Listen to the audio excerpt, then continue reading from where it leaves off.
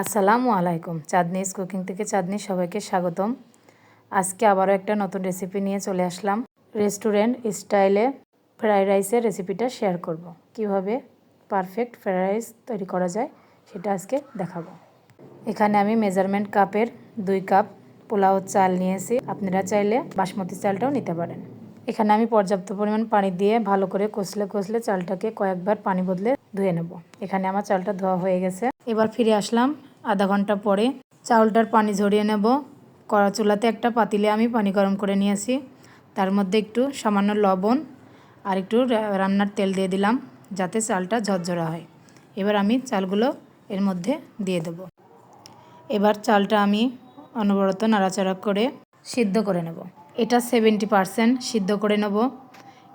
এর থেকে বেশি সিদ্ধ করলে ভাতটা নরম হয়ে যাবে, তাহলে ফ্রাইড রাইসটা ভালো হবে না। আমি একটা হাত দিয়ে টিপে দেখাচ্ছি। এখানে ভিতরে আঁশ থাকবে। এই পর্যায়ে চালটা হয়ে যাবে। আমার চালটা সিদ্ধ হয়ে গেছে। আমি একটা স্ট্রেনারের উপর ঢেলে নিচ্ছি। এবার আমি এটা ঢেলে ঠান্ডা করে একটা ছড়ানো পাত্রে রেখে ঠান্ডা করে নেব। ঠান্ডা হওয়ার পরে আমি নর্মাল চেম্বারে সারা রাতের জন্য রেখে দেব। এটা আপনারা যদি রান্না করার আগে করেন তাহলে 3-4 ঘন্টা ডিপ ফ্রিজে রেখে দিলেই হবে। এবার আমি চপিং বোর্ডে কিছু সবজি কেটে নিচ্ছি। বরবটি কুচি করে কেটে নিয়েছি। একইভাবে আমি এখানে গাজরটাও কুচি করে কেটে নেব।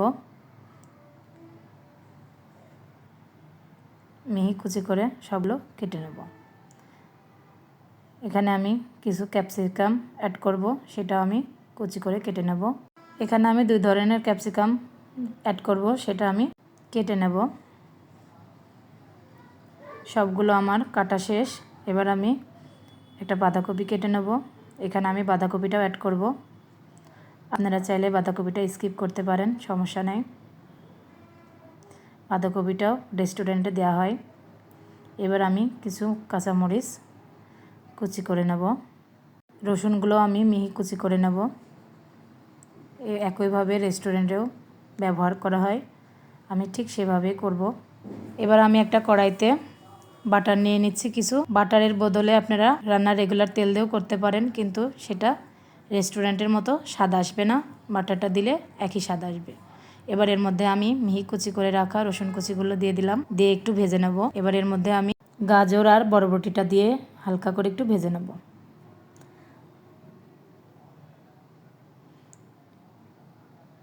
একটু ভেজে নেওয়ার পরে এর মধ্যে আমি সামান্য একটু লবণ দিয়ে দিলাম, দিয়ে আবার একটু ভেজে নেব।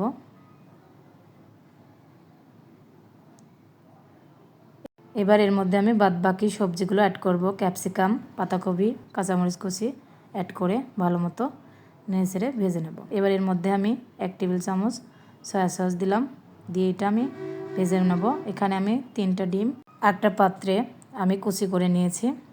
আপনারা চাইলে এই পর্যায়ে এখানে তেল দিয়েও কুচিটা করে নিতে পারেন। আমি আলাদা পাত্রতেই করেছি।